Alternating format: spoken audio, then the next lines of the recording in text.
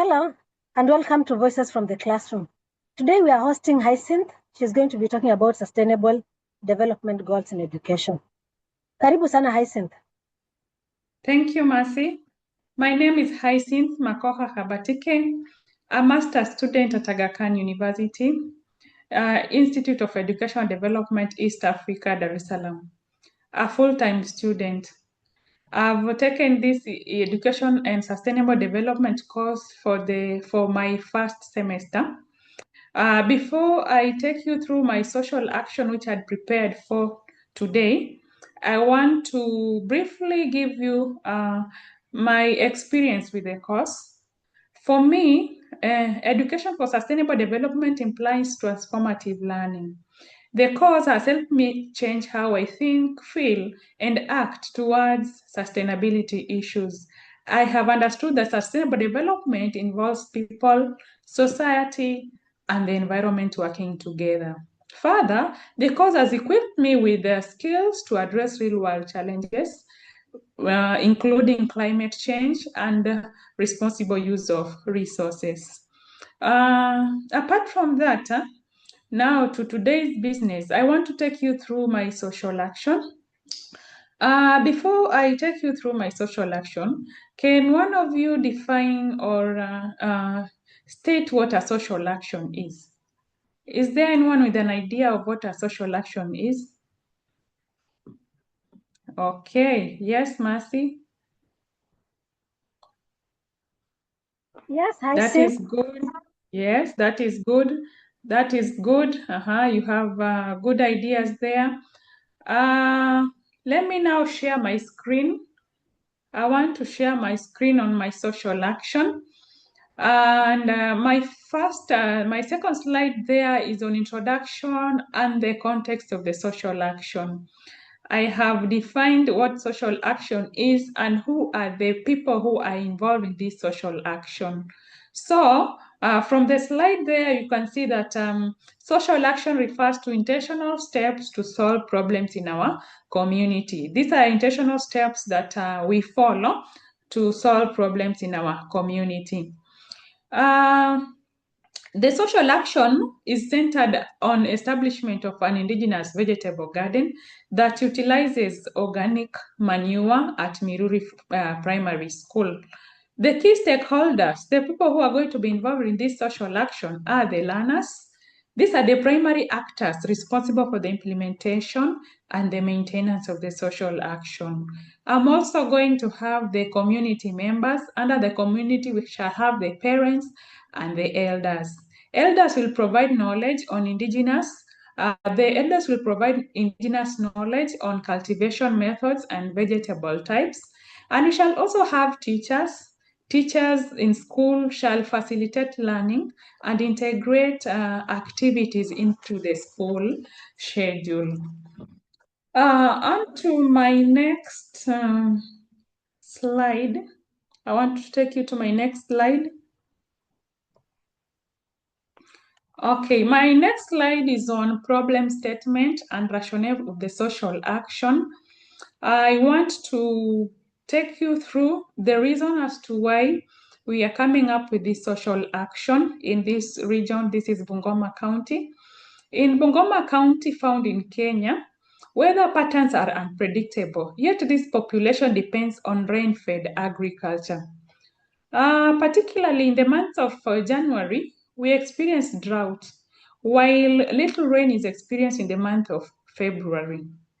This leads to crop failure, especially the exotic crops, which cannot sustain the dry season. Therefore, there is lack of food and learners are not able to attend school on empty stomach. Children suffer from malnutrition and therefore they cannot concentrate and attend to school activities. So that is the reason as to why we came up with the social action, because of the issues of climate change and how they affect the learners' performance in class. Rationale for the social action, why the indigenous vegetable garden? One of the reasons as to why we are measuring on the indigenous vegetable garden is because they are drought-resistant crops. These crops are resistant to drought, meaning that they can adapt to the local weather conditions. As we have noted above, these crops can resist drought. They adapt to the local weather conditions, which is drought. Therefore, they enhance climate resilience. Reason number two, or rationale number two for this social action is because the vegetables are of high nutritional value. They improve learners' health through consumption, since they are rich in vitamins and iron, thereby reducing absenteeism caused by hunger and malnutrition. Number three rationale is because of cultural restoration. We came up with this social action. I came up with this social action to restore the culture of the Africans concerning their indigenous crops. Through the indigenous vegetables, the value of these indigenous crops and preservation of African food heritage is revived. And lastly, rationale number 4 for the social action is that it will provide indigenous knowledge to the learners. Because most of the people believe that these vegetables are for the poor. But while including them in the gardening activities, the learners will be able to understand their indigenous vegetables found in their environment. How? Through the elders, through the information provided by their elders, the learners will acquire knowledge about their local environment. I want to now take you to my next slide, which is on the intervention. So here we are going to look at some of the indigenous vegetables that will be planted in the farm. What are indigenous vegetables? Before we look at the vegetables themselves, what can we say indigenous vegetables are? Indigenous vegetables are plant species. These are plant species that are native to a particular region. So for our region, that is Bungoma County, we have these vegetables, the amaranth plant, the spider flower, and the African nightshade as native vegetables. They originate from this region. They are African vegetables. They were not introduced by the who? The whites, or they're not from other countries, but they began locally from the region. The first one is amaranth plant, which is locally known as terere. We call them terere. This vegetable is known for being incredibly drought resistant, ensuring there is food even when rain fails. Even when the rains are not there, they still survive. And then also have the spider flower vegetables. Locally, they are referred to as saga. These vegetables are packed with vitamins and high nutrients to combat malnutrition. So when learners will take these vegetables, then it means that they will not be suffering from malnutrition, they will be healthy, and they will be able to attend to their daily activities back at home and at school. And then lastly, we have the African nightshade, which is managu. It is a very vital part of our cultural heritage, but it is often overlooked, yet it is highly valuable. It is rich in iron and vitamin A that helps to boost immunity and prevent anemia. How many of you have ever tasted either of these vegetables? Has anyone ever tasted these vegetables? Mercy? Mercy? Yes, Ntuli? Hyacinth. Yes, Oh, Hyacinth. tuko pamoja? Yeah, we are together in this. I've actually tasted terere, saga. Okay, sawa. Mmenyamaza. It's okay. Yeah. Haya. Okay. Those are the interventions. Those are my interventions. Those are the vegetables that I'm going to introduce in the school to mitigate this climate change issue or the effects. And then now I have the theoretical framework of the social action. I based on these three theories, the theories that are supporting my social action are experiential learning theory, which was put forward by Kolb in the year 1984. The key concept about this theory is that learning takes place by doing through experience. So learners will learn by experiencing. How will they be experiencing? They will be involved directly in the land preparation, the planting of the vegetables, the harvesting, and through that, they will be able to internalize environmental concepts. The next theory is on social constructivism theory, which was put forward by Vygotsky in 1978. Key concept about this theory is that learning takes place in a collaborative manner. As learners work together in the gardening activities, they acquire knowledge. They also acquire knowledge from the elders whom they provide knowledge about the indigenous vegetables as they interact in their sessions. This will help to solve garden problems collectively. As they work together also, they are able to solve the garden problems collectively. They are able to identify and discuss and find solutions as a group. The next theory is on human capital. I based my social action on human capital theory, put forward by Becker in the year 1964. The key concept of this theory is economic empowerment. Linking it to my social action, through the gardening activities, the planting, the harvesting, the preparation, the learners acquire skills. They acquire agricultural skills and also health skills. These skills will help them in the future productivity and also employment. They can start their farms in future. They can go start the farms back at home. They can teach others about the farming activities, etc. And that is how they will have gained the skills from the gardening activities. My next slide is going to talk. In my next slide, I'm going to talk about the methodology, the approach that I use in the implementation of the garden, of the indigenous vegetable garden. Step one is choosing the right idea and understanding it well. Here, the learners will be provided with, for example, story on climate issues. Read the storybooks. After reading, they can then retell the story or act out on what they have learned from the stories about climate change or climate issues. And then from that, that is done at school. And then in step two, they will have to find out more about what they have read in their books. They can go home, ask their parents, ask their peers, ask their friends, their elder brothers and sisters to elaborate to them what climate change is all about. And then in step three, they discuss what they have found out and plan action.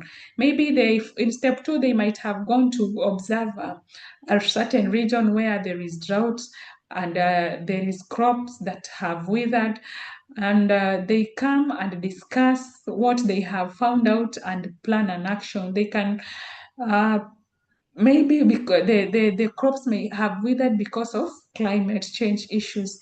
Then they come up with an action. So where they come up with an action, that is step four, they take an action as learners. They can decide to to start an indigenous vegetable garden. That is where they take an action.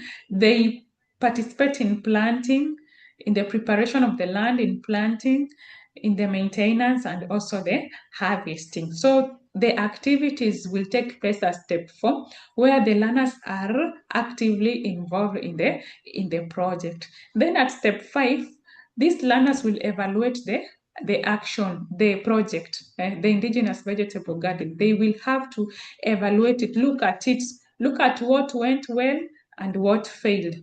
And in step six now, they find out on how they can do it better and sustain the action. For instance, maybe the drought was too severe, there was too much temperatures. The crops, some of the crops may be withered. They can start by introducing innovative irrigation methods at step 6 to ensure sustainability of the project. Through this child-to-child approach, it is important because it empowers learners to act independently, to act as agents of change. They worked together, they collaborate, they come up with solutions and change the society in a way that it impacts everyone. Next, to my next slide. I'm going to take you through my next slide. The next slide is on the implementation framework and timeline. This is how the social action is going to be implemented. First, this framework will be implemented collaboratively. It will include school administration, the teachers, community elders, and NGOs. But the primary stakeholders, the key players here are the learners. They are the ones who will be involved in most of the activities. For school administrators, they will provide a conducive environment. They will look for permission from the school administration to start the indigenous vegetable garden. The teachers will facilitate learning. The community elders will provide indigenous knowledge on the vegetables and also the traditional farming practices. And the non-governmental organizations can provide seeds at a cheaper price. They can help in the provision of the seeds. And then tools for farming, the farming tools will be sourced from the learners' homes and the school. For water, because it is a region with dry, which is dry, we hope to find rain gutters and storage tanks to collect rainwater during rainy season that can be used to irrigate the crops during the dry season in case they fail to survive. Then I will also provide capacity building where we shall have training sessions to empower learners. Learners will be empowered on the child-to-child initiative and its importance. And then the implementation now of the indigenous vegetable garden of this project. First, in the first 2 months will include training and preparation. Learners will be trained, and there will be preparation of the land. And then the next 3 months we shall have active gardening activities, that is the planting, the maintenance, and such like things. And then in the next 4 months is harvesting. These crops can survive. The vegetables are ready for harvesting within 3 to 4 months. 3 to 4 weeks, they are ready for harvesting, and they can be harvested for up to 4 months. So during this period, we shall be harvesting the crops. And then the last 2 months is meant for the evaluation and sustainability of the project. We shall look at the project and how it can be sustained. And then onto my next slide, I'm going to look at how this social action aligns with the Sustainable Development Goals and the 5 Ps. I'm going to look at how this social action aligns with the Sustainable Development Goals and the 5 Ps. Okay, one, the social action will address Sustainable Development Goal 2, SDG 2, which is zero hunger. With the production of vegetables, that means that there will be enough food, and therefore learners will not go hungry and they will attend school in large numbers. Good health and well-being is also another SDG goal that is going to be addressed using this social action. As we have already noted earlier, is that these vegetables are rich in vitamins and iron, which enhances good health among the learners. With good health, they will attend school and achieve their goals.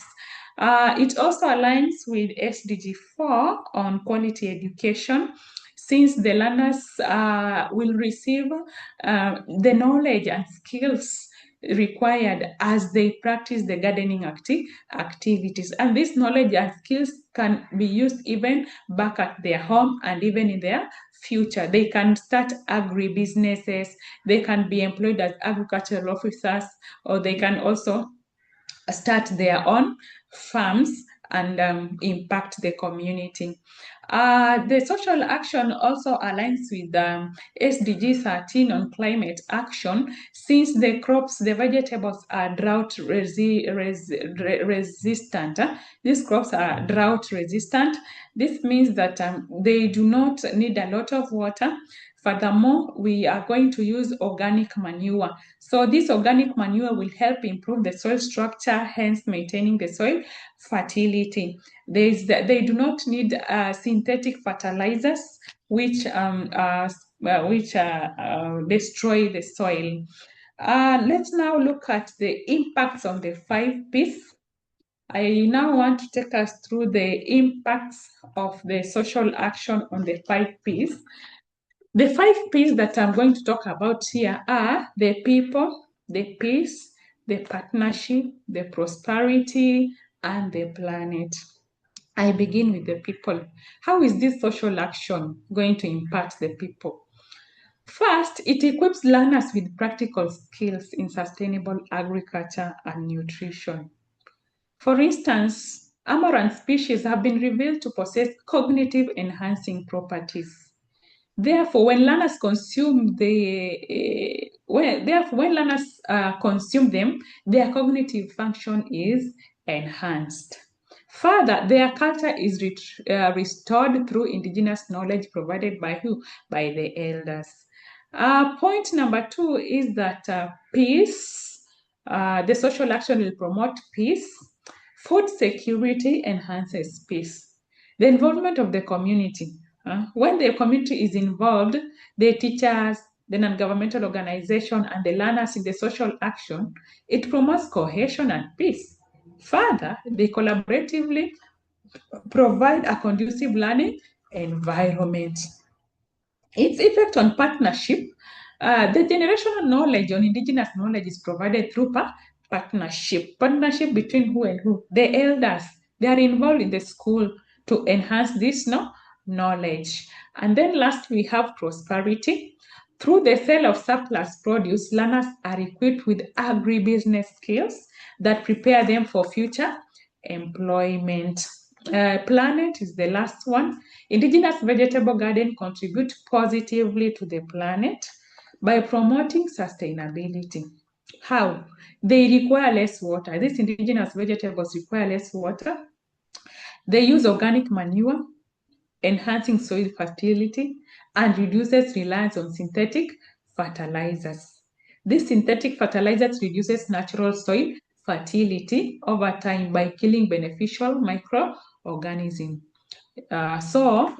This project will impact positively on the 5 Ps. My next slide is Hyacinth. on, yes. Now, thank you for sharing your presentation with us. Yes. You've actually highlighted very key things when it comes to sustainable development goals. Mm-hmm. And I want to wish all the best as you prepare to do your presentation to the Pakistan class. Yes. Thank you for staying with us. Purity. Yes, I think thank you for the good presentation. Mm-hmm. The social work that you are going to undertake is a good one. Yes. And we're looking forward for the collaborative effort that the society can take to Yes. preserve the indigenous plants that we have. Oh, Thank you. you. Thank you. Thank you, Purity. Welcome. Mercy. We are done.